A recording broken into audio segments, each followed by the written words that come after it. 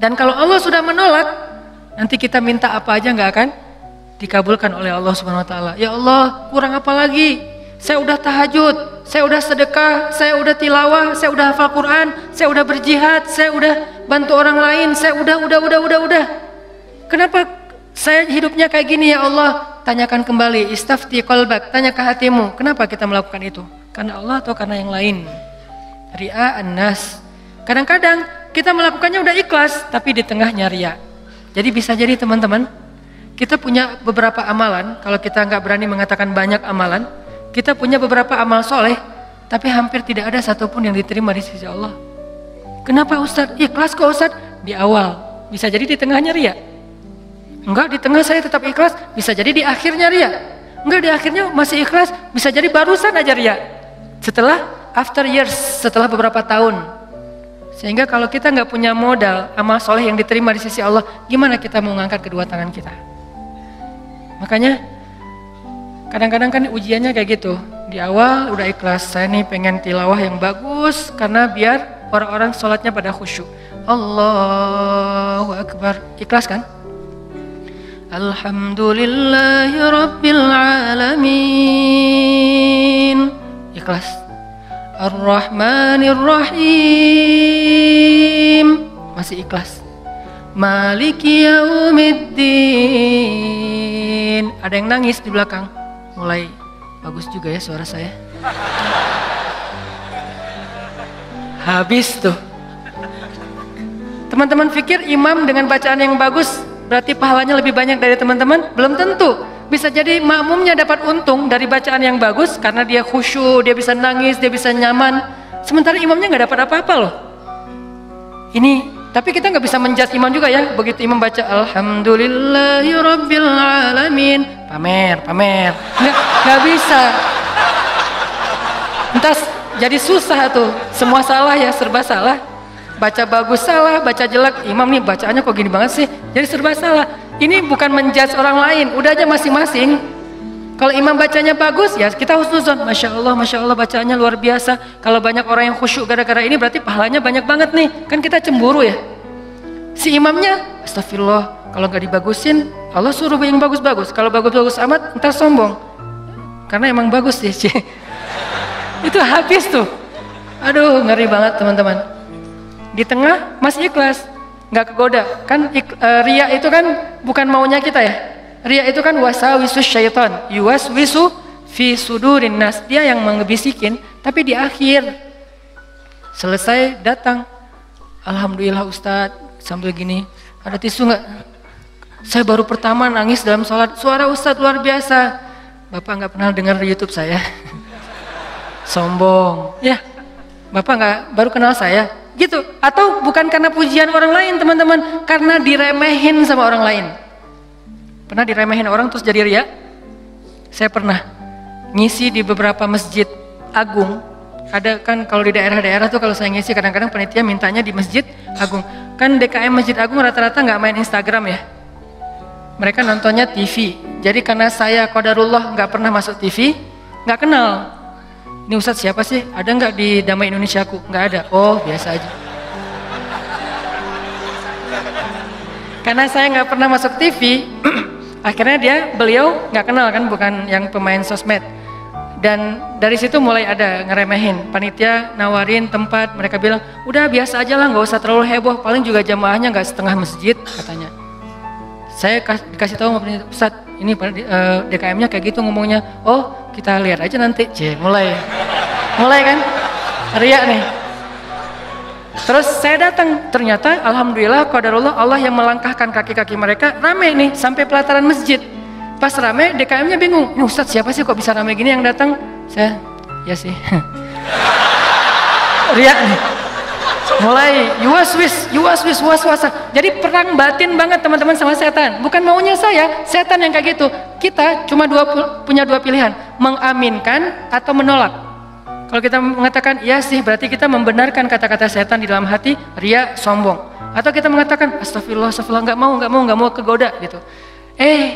Pas waktunya sholat maghrib, panitia biasa, panitia kan kenal pastinya ya. Ustadz dorong-dorong saya gitu kan. DKM nggak ngedorong, kan kepancing. Kenapa DKM nggak dorong? Ngelihat penampilan saya dari ujung rambut sampai ujung kaki kayak kurang meyakinkan gitu. Nih Ustadz bisa ngaji nggak sih? Ngelihat ujung kupluk, di tengah kaos atau pakai kemeja, bawah celana jeans biasa. Ini bisa ngaji nggak ya? Akhirnya DKM kayak ragu-ragu gitu mau dorong saya jadi imam. Dalam hati, 5 menit lagi dengerin aja nanti. Wah, UASWIS luar biasa. Karena didorong-dorong terus sama penitia, ya udah deh, saya mau ya, kalian yang dorong kan, dorong lagi dong, didorong ya. Udah aja jadi imam, ngimamin. Karena tadi diremehin sama DKM, kepancing dong. Wah, Ar-Rahman nih, gua keluarin sekalian, cie. Kenapa ngeluarin Ar-Rahman? Favorit, kartu as lah. Kan DKM-nya kayak ragu-ragu gitu. Sampai saya bilang, soft dirapatkan, diluruskan. Saya nggak mau pakai bahasa Arab, walaupun nggak bisa. Soft diluruskan dan dirapatkan gitu. Terus DKM-nya masih gini-gini, ragu-ragu gitu. Dalam hati saya, ya bentar lagi, tenang aja. Wah, balik arah. Allahu Akbar. Itu udah nggak benar lagi sholatnya tuh. Itu dirasain banget. Itu udah nggak benar lagi sholatnya. Allahu Akbar. Begitu selesai Al-Fatihah, gimana Pak? Udah dengar? Terus masuk Ar-Rahman. Serak pula. Aduh, serak, suaranya hilang segala macam. Aduh, itu nyesel banget tuh. Nggak bisa show off ya. Kalau pas lagi dapat mic-nya bagus, sampai menggemanya tuh sekilo gitu ya. Itu kan enak banget ya. Buat seorang vokal, mic itu kayak floor buat anak skate kan. Jadi bisa ngetrik banget kalau floornya dapat kan. Jadi buat saya tuh kalau mic-nya pas dapat, wah ini bisa semua trik dikeluarin nih. Fabi ayyi ala'i rabbikuma tukadziban. Udah Ar-Rahman aja yang biasanya dibagi 4, sekarang 1 rakaat Ar-Rahman, rakaat kedua Al-Muluk. Kenapa? Biar sekalian didengerin. Nih Ar-Rahman ya, gini cara bacanya. Aduh, habis. Selesai sholat, kan balik arah gitu kan, mau zikir kan, balik arah. Balik arah bukan pura-pura zikir sih, sambil zikir ngelihat ke arah si bapak. Kira-kira gimana ekspresinya sekarang? Itu teman-teman berat. Kadang-kadang bukan karena kita pengen dipuji orang, tapi kita nggak rela diremehin orang, itu yang bikin kita riak kan? Bukan karena kita pengen dielu-elukan, dipuji, dapat banyak like, dipuja-puja, bukan itu. Itu kita masih kadang-kadang bisa ngerem, tapi kita nggak sanggup bertahan, nggak bisa sabar kalau diremehin orang. Akhirnya kita bocorin juga kebaikan kita. Habis. Diremehin suami, diremehin pasangan, diremehin orang tua, diremehin mertua, diremehin teman-teman, segala macam. Diremehin tetangga. Kita bukan pengen dipuji dan dipuja oleh orang lain, tapi kita nggak tahan kalau diremehin. Keluar juga tuh. Siapa yang selama ini yang melakukan ini? Siapa yang bantu kamu? Siapa? Keluar semua. Satu persatu yang kita sebutkan, satu persatu berguguran dan tidak ada nilainya di mata Allah SWT. Sabarkah kita ketika diremehkan oleh orang lain untuk tetap menjaga rahasia amal kita antara kita berdua aja dengan Allah? Itulah ujian ikhlas.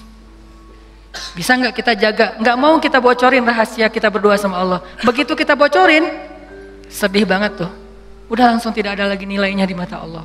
Berapa banyak dari amal yang kita lakukan yang benar-benar kita mampu menjaga keikhlasannya di awal, di tengah, di akhir. Kalau ada, jangan menyimpulkan dulu bahwa kita udah sukses karena masih ada waktu selama kita masih hidup untuk kita batal. Mungkin nggak batal di akhir, tapi batalnya setelah beberapa tahun. Ada teman kita datang nanya-nanya ke kita tentang, ngafal Quran itu susah banget ya. Kenapa? Aku tuh ngafal 1 juz aja, juz 30 nggak beres-beres. Oh, ya sebetulnya gampang sih kalau udah tahu triknya. Mulai nih. Emang idealnya ngafal Quran berapa lama? Ya tergantung orangnya. Ada yang 10 tahun, ada yang 5 tahun, ada yang 2 tahun, 3 tahun, setahun. Kalau aku sih alhamdulillah 6 bulan khatam. Habis semuanya tuh. Ngafal Quran emang gampang, capek, susah loh. Yang susah itu bukan ngafalnya, murojaahnya kan, ngejaga hafalan. Udah hafal 5 juz, biasanya baru kerasa capeknya tuh setelah 5 juz, kata orang-orang yang hafal. Setelah 5 juz, mulai nih, keteteran yang di belakang, balik lagi ke depan, hilang lagi yang di belakang, balik lagi. Kayak gitu ngafal Quran, saking capeknya tuh sampai orang yang banyak putus asa. Udah setelah perjuangan, effort yang luar biasa, hilang hanya gara-gara kalimat cuman 5 menit aja, habis semuanya teman-teman. Rugi banget kan? Jadi jangan dulu menyimpulkan bahwa kita tuh udah pasti soleh, udah pasti istimewa, udah suci banget. Hanya gara-gara kita punya amalan soleh lebih banyak dari teman kita. Mungkin dia amalnya biasa-biasa aja, tapi dia karena biasa-biasa gak bisa ngeriain kan. Hafal 30 juz dengan hafal Al-Ikhlas. Kira-kira mana yang pantas diriakan? 30 juz dong, Al-Ikhlas gak mungkin riak. Gimana kita mau riak? Gua udah hafal loh, apa? Al-Ikhlas. Apa yang mau diriain Al-Ikhlas? Yang ada Al-Ikhlas itu surat pelampiasan. Kalau udah mentok Al-Ikhlas. Sawa'un 'alaihim a'anzartahum. Perasaan tadi sebelum sholat lancar. A'anzartahum Qul huwallahu ahad. Biasanya gitu kan? Mentok-mentoknya Al-Ikhlas. Kenapa? Cuman Al-Ikhlas yang kita paling ikhlas. Kenapa tadi kok bacanya yang susah-susah? Pengen dong sesekali orang tahu kalau hafalan saya udah nambah kan gitu ya. Pengen dong orang tahu, kayak kadang-kadang kan kita suka pengen melakukan sesuatu yang orang lain gak bisa lakukan. Membaca surat yang orang lain gak hafal surat itu jarang. Kalau Al-Ikhlas, Al-Falaq, An-Nas, Al-Kafirun masih oke lah. Karena Al-Kafirun suratnya agak susah kan.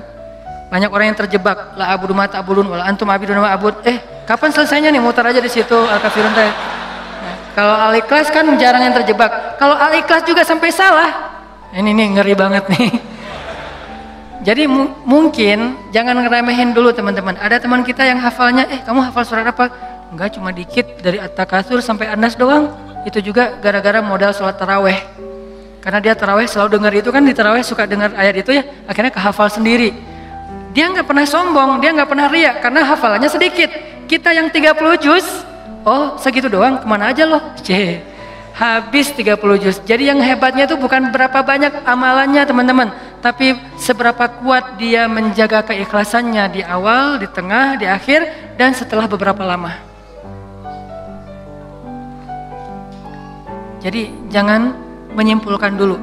Fala tuzakku anfusakum huwa a'lamu bimanittaqo. Jangan kalian menganggap diri kalian udah pasti soleh, pasti istimewa, pasti baik, karena Allah lah yang paling tahu siapa yang paling bertakwa. Maksudnya siapa yang paling ikhlas, karena at-taqwa hahuna. Belum lagi nanti ada orang kadang-kadang saya pernah di sebuah masjid, kita ngadain acara tabligh akbar, terus masjidnya rame, anak-anak mudanya penuh sampai ke depan masjid. Setelah selesai acara tabligh akbar kan suka ngobrol-ngobrol gitu kan sama DKM di ruang DKM. Ada salah satu sesepuh masjid ngobrol sama saya, dan waktu itu saya juga sedih. Kenapa saya ladeni gitu? Harusnya saya pergi aja biar menjaga amal beliau kan. Beliau cerita, Ustadz, alhamdulillah ya sekarang masjidnya rame. Ini perjuangannya nggak mudah loh Ustadz.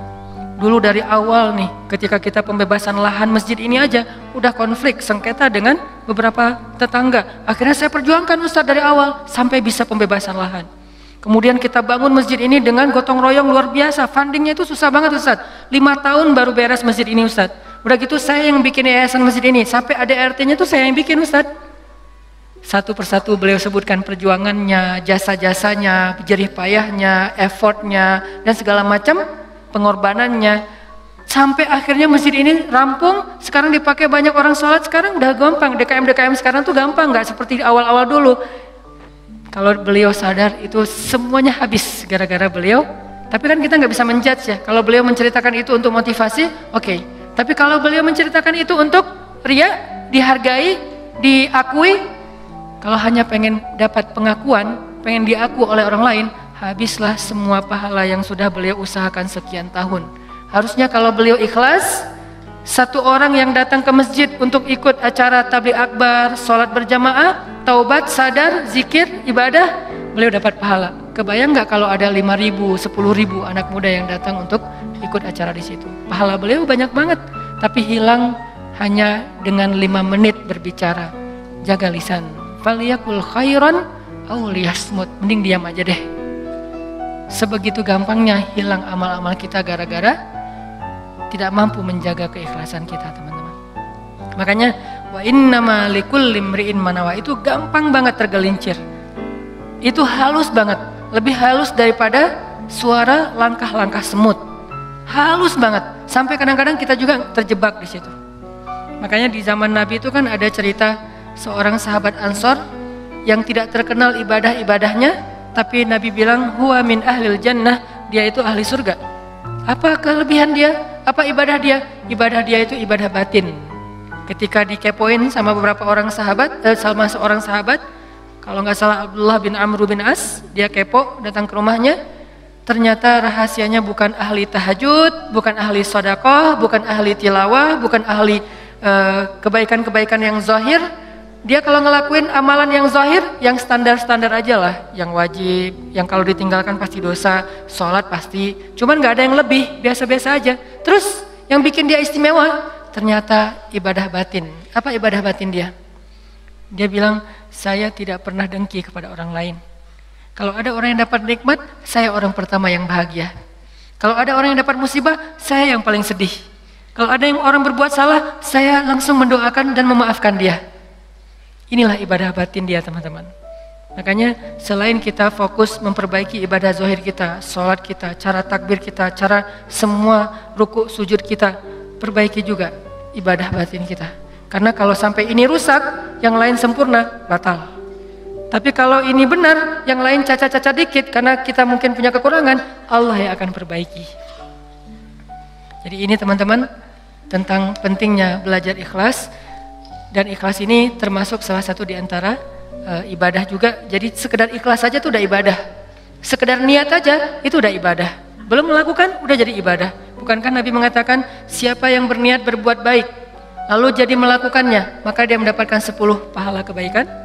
Kalau dia berniat berbuat baik tidak jadi melakukannya, maka dia mendapatkan 1 pahala kebaikan.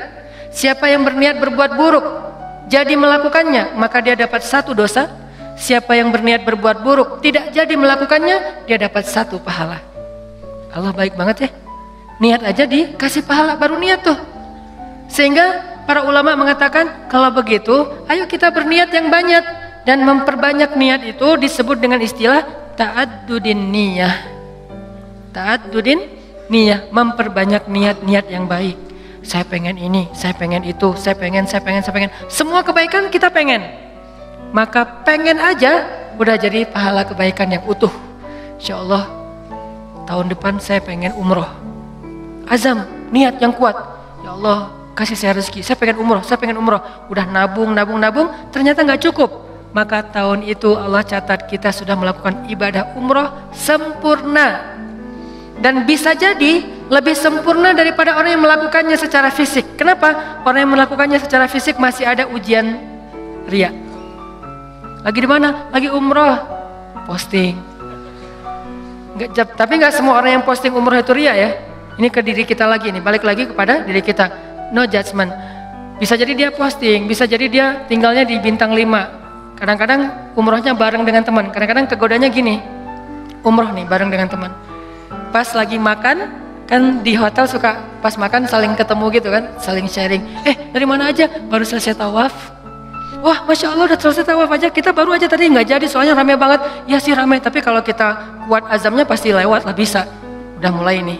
Udah berapa kali hari ini? Alhamdulillah baru 7 kali.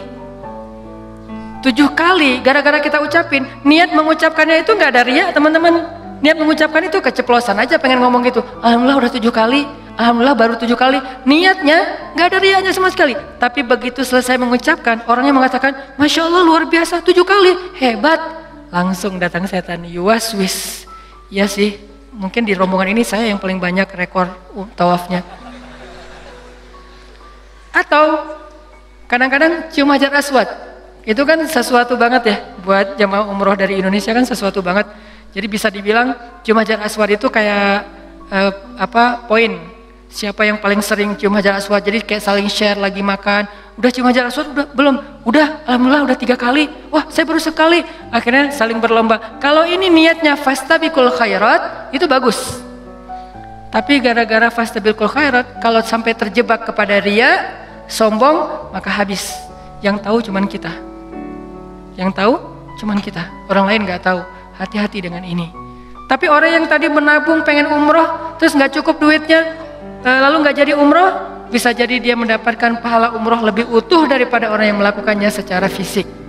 Maka jangan kikir dalam berniat baik. Berniat baik yang banyak.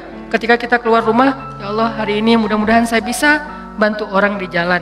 Mudah-mudahan saya bisa silaturahim dengan teman lama atau dengan keluarga. Mudah-mudahan saya bisa mendapatkan ilmu. Mudah-mudahan saya bisa membantu orang dari kesusahan. Mudah-mudahan saya bisa. Perbanyak aja kebaikan kita niatin dan kita serius. Kalau nanti ada kesempatan kita akan lakuin. Begitu kita keluar rumah, Allah sudah mencatat kita seperti melakukan sebanyak kebaikan yang kita niatkan. Jadi niat aja ibadah. Wa innama likulli imri'in ma nawah. Seseorang mendapatkan pahala sesuai dengan apa yang dia niatkan. Niat aja udah ibadah.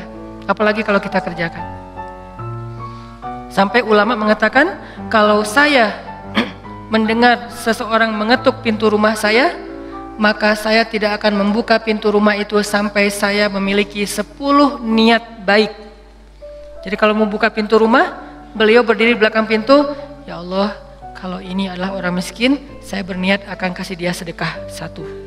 Kalau ini adalah seorang saudara yang sudah terputus silaturahim selama ini, saya akan sambung silaturahim 2. Kalau ini adalah seorang ulama, saya akan minta nasihat dari beliau dan ilmu 3. Kalau ini adalah seorang murid, saya akan kasih dia nasihat dan ilmu 4. Kalau ini adalah seorang yang berhutang, saya akan bayarkan hutangnya 5.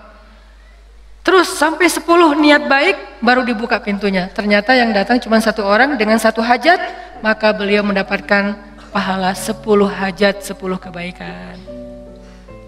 Ini hebatnya niat, ta'addudin niyah. Sehingga yuk kita berniat sebanyak mungkin berbuat baik. Saya akan gini, saya akan gini, saya akan gini. Salah satunya untuk akhirat kita, kalau saya pribadi berniat, ya Allah saya pengen banget nanti sebelum meninggal, kalau bisa udah khatam 30 juz. Dari dulu diusahain belum beres-beres. Naik dikit, turun banyak. Naik dikit, turun banyak. Kenapa? Mungkin banyak dosa, bisa dosa lisan, bisa dosa mata. Bukankah dosa itu bisa menghilangkan hafalan ayat Al-Quran? Dan kata Nabi, Al-Quran itu gampang hilangnya, lebih gampang daripada hilangnya onta yang liar. Cepat banget hilangnya. Enggak Ustadz, saya udah banyak dosa tapi enggak hilang-hilang. Ya enggak ada yang dihafal, apa yang mau dihilangin? Coba kalau mau tahu kita banyak dosa atau enggak, hafal Quran deh. Kalau susah, pasti banyak dosa. Kalau mau tahu itu cara kita untuk bisa mendeteksi dosa kita, salah satunya ya, hafal Quran. Coba, itu akan mendeteksi banget.